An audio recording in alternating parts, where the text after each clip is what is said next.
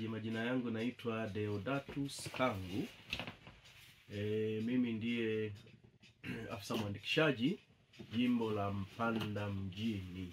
Naam. Kwa sasa mwamko bado uko chini.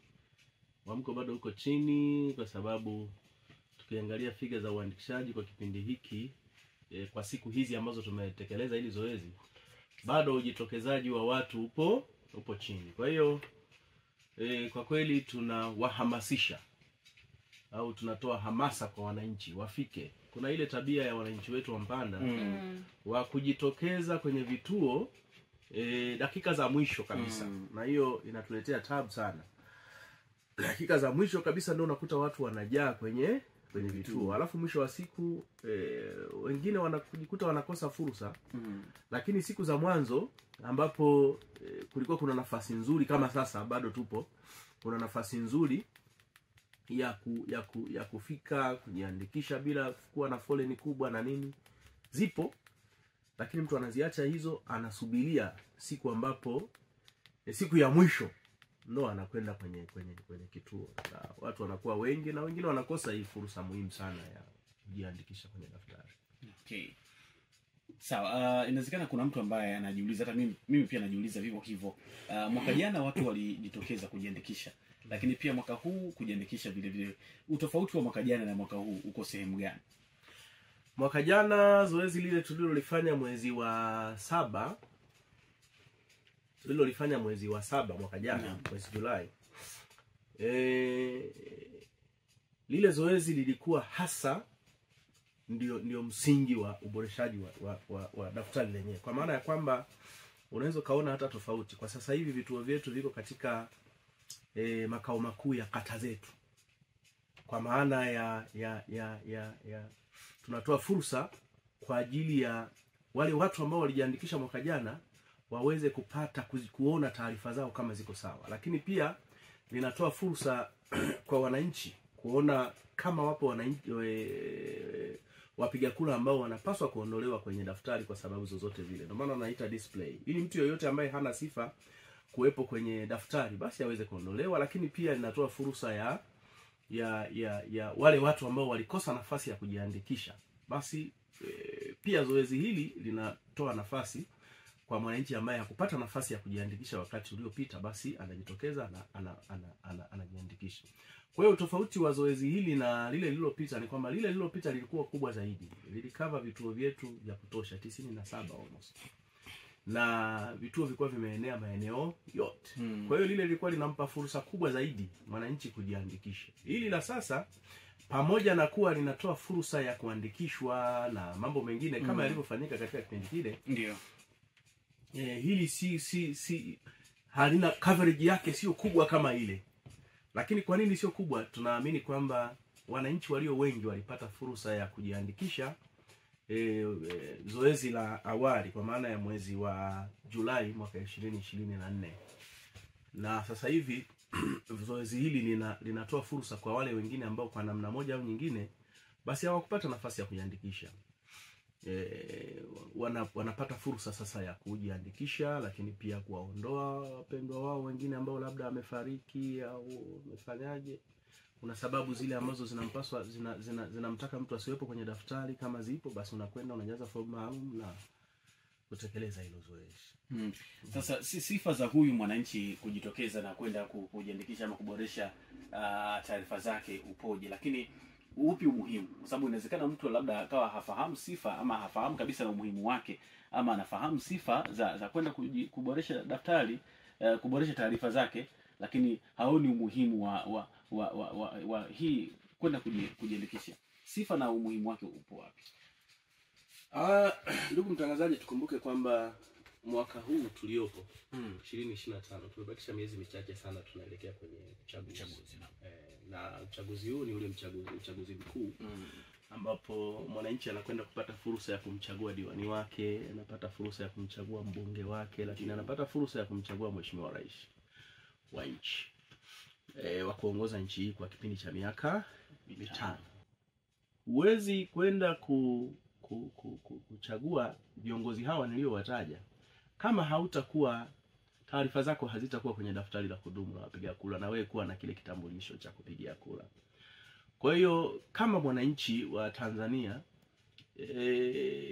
tunaona kwamba tumepewa fursa ya kushiriki uchaguzi. Lakini funguo hiyo sasa ya kushiriki uchaguzi ni kushiriki katika hili zoezi la kujiandikisha na kuwa mmojawapo kati ya watu ambao wako kwenye database ya tume yetu huru ya uchaguzi na upate na kile kiparata kwa ajili ya kupiga kura.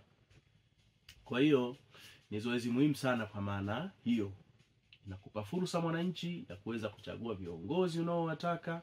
Kumbuka kuna wakati tutafika, kutakuwa na kampeni, utauziwa sera, utaelezwa mambo mbalimbali ambayo ni vipaumbele vya hao viongozi wanaotaka kutuongoza. Sasa kama huna kiparata, maana yake utakuwa msikilizaji tu.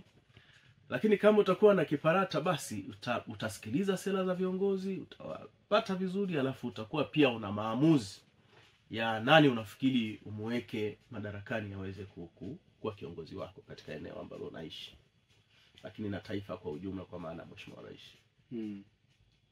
Ndo muhimu wa zoezi. Okay, lakini sifa vipi?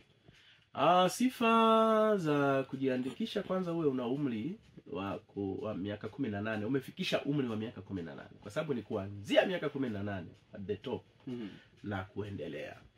Lakini uwe raia wa Tanzania, lakini uwe mkazi wa kata na eneo husika ambalo kituo hicho kipo, kwa sababu tunasema uchaguzi huu ni wa rais, madiwani, wa bunge na rais. Basi uwe katika kata ambayo inahusika, utapata fursa ya kuchagua diwani. Lakini tunatamani kabisa kwa wale wa mwanzo uwe kabisa kwenye eneo ambalo ndio la kwako, kwa maana ya kuanzia ngazi ya mtaa kule. Sababu vituo vyetu vilienea mpaka kwenye ngazi za mitaa kule mwanzo. Kwa hiyo sifa ni hizo kubwa, lakini uwe raia wa Tanzania. Uwe raia wa Tanzania, aidha kwa kuzaliwa au kwa kuandikishwa. Okay.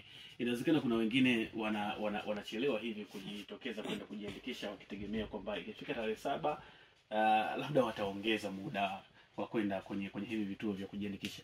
Kuna muda utaongezeka au itakoba pale pale tarehe 7 kama ambavyo imetangazwa awali?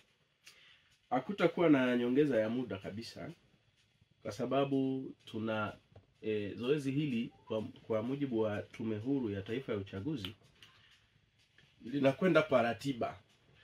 Ikifika tarehe 10 itakapofika tarehe 16 kuna awamu ya pili ya mikoa ambayo itaanza pia utekelezaji. Kwa hiyo iko kwa ratiba na hakutakuwa na uongezaji wa muda kabisa. Kwa sababu ratiba imeandaliwa hivyo, kwa maana tukimaliza mikoa hii 15 tunakwenda mikoa 16 ambayo itahusisha baadhi ya mikoa ambayo haijakamilisha Tanzania bara na pamoja na mikoa ya visiwani. Kwa maana ya Zanzibar. Okay. Kwa hiyo hakutakuwa na muda wa kuongeza. Baada ya hapo basi kutakuwa nadhani zoezi sasa linaendelea na tume yetu huru ya uchaguzi, kwa maana ya kuprocess sasa taarifa zote zikae vizuri, mifumo ikae vizuri, tayari kwa ajili ya kumaccommodate mwananchi kuweza kupiga kura siku ya uchaguzi itakapokuwa imefika. Kama umepoteza kitambulisho na umelishajiandikisha, wewe fika pale kwenye vituo vyetu. Ukishafika pale kwenye vituo vyetu, kuna maswali utahojiwa na watu wetu pale kwenye vituo, na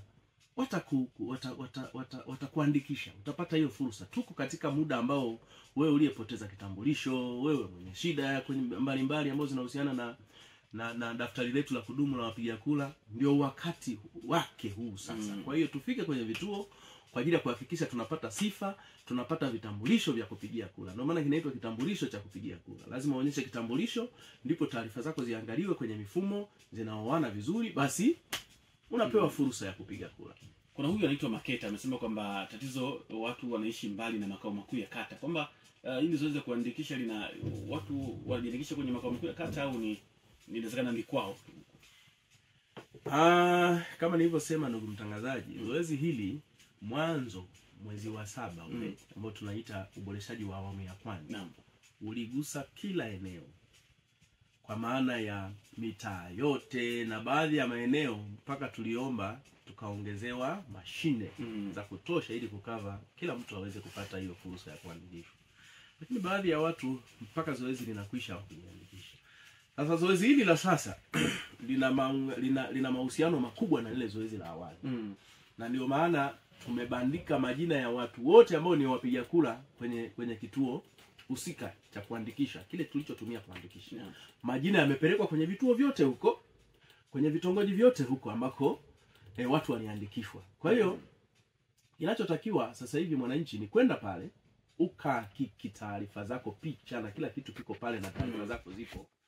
Unahakiki pale, alafu ukigundua kuna dosari, sasa ndio unakwenda makao makuu ya kata kwa ajili ya kurekebisha hizo taarifa zako ziweze kukaa vizuri. Kwa hiyo zoezi hili ni subsidiary, ni nyongeza ya lile zoezi la awali. Nadhani nikisema hivyo nitakuwa niko sawa. Ni nyongeza lile zoezi la awali. Kwa hiyo kwa mtu ambaye kwa wakati ule, kwa sababu ambazo sisi wengine tunaweza tusizijue vizuri, ukufanikiwa kupata nafasi ya kuandikishwa, basi tumia hii fursa ya kwenda hapo makao makuu ya kata ambako vituo hivyo vipo, utajiandikisha. Kwa Ilembo, kata yetu ya Ilembo tuna vituo viwili. Kituo cha kwanza ni ofisi ya kata Ilembo, na kituo cha pili ni kituo cha afya Ilembo. Kwa hiyo mwananchi anaweza kwenda popote kati ya hapo. Ili mradi tu akumbuke kwamba kituo alichojiandikishia ni kipi, kwa sababu taarifa zake zitatokea kwenye kituo alichojiandikishia. Lakini tuna Kakese aende shule ya msingi Mbugani, kituo chetu kiko pale. Kashaulili aende shule ya msingi Kashaulili, kituo chetu kiko pale. Kasokola aende shule ya msingi Manga, yoyote hapa yuko kata ya Kasokola aende shule ya msingi Manga, kituo chetu kiko pale. Kawajense aende ofisi ya kata Kawajense, kituo chetu kiko pale. Kazima aende shule ya msingi Mkapa A, pale tuna kituo kwa kata ya Kazima. Magamba aende ofisi ya kata Magamba, kituo chetu kiko pale peupe kabisa. Majengo aende shule ya msingi Azimio, kituo chetu kiko pale. Makanyagio aende shule ya sekondari Mwangaza, tuna kituo pale kwa kata ya Makanyagio, yote tunahudumia pale Mwangaza. Misunkumilo aende ofisi ya kata Misunkumilo, kituo chetu kiko pale na watendakazi wako pale muda wote kuanzia saa 2 kamili asubuhi mpaka saa 12 jioni. Lakini Mpanda hoteli iko ofisi ya muhandisi ujenzi, wengine wanasema TEMESA bado. Ukifika pale watumishi wetu wako pale, watawahudumia kwa watu wa kutoka Mpanda hoteli. Mwamkuru waende ofisi ya kata Mwamkuru, pale pana kituo ofisi ya kata. Lakini wenzetu wa Nsemurwa tunavyo vituo viwili, pana watu wengi Nsemurwa. Pale pana ofisi ya kata Nsemurwa na shule shikizi. Lakini shule shikizi tukaona kama kidogo pamejificha. Kwa hiyo tumewarahisishia wananchi, tumewapelekea ofisi ya mtaa Tulieni, ambapo ni barabarani kabisa. Ofisi ya mtaa wa Tulieni pale Nsemurwa. Alafu Shanwe waende shule ya msingi Shanwe, pale kituo kipo. Na uwanja wa ndege waende Gati la Maji, uwanja wa ndege Gati la Maji liko pale kwa Mkumbo pale. Kwa hiyo hivyo ndio vituo vyetu ambavyo tunavyo. Tuna jumla ya vituo 17. Kata 2 ndio ina vituo viwili kwa maana Nsemurwa na Ilembo. Mimi kwa kweli ni wito kwa wananchi. Wito kwa wananchi, haki hii ni muhimu sana. Yaani ukiwa kama Mtanzania halali wa nchi hii, kukosa kiparata cha kuchagua viongozi, mimi naweza nikasema ni moja kati ya makosa makubwa kabisa unaweza kufanya mtu ambaye umetimiza umri wa kuchagua viongozi. Kwa hiyo nichukue fursa hii kuwaasa kwamba waende mapema wakakamilishe. Siku 7 zinatosha, kwa sababu kwa siku hizi za mwanzo tunapata congestion yoyote. Maana yake ni kwamba siku zinatosha. Kwa hiyo watu waende wakajiandikishe, wasisubiri siku ya mwisho alafu unaenda unakosa nafasi. Kwa hiyo kwangu ninawapa shime na wapa hamasa, yoyote ambaye hajajiandikisha basi atumie fursa hii ambayo itaisha nadhani siku ya Jumatano tarehe 7. Kwa hiyo wakajiandikisha. Ni fursa pekee, lakini inakuheshimisha, inakupa nafasi ya kuwa na uwezo wa kuchagua kiongozi unayemtaka. Ili uwe wa kwanza kupata taarifa zetu, usisahau kusubscribe, kulike na kushare.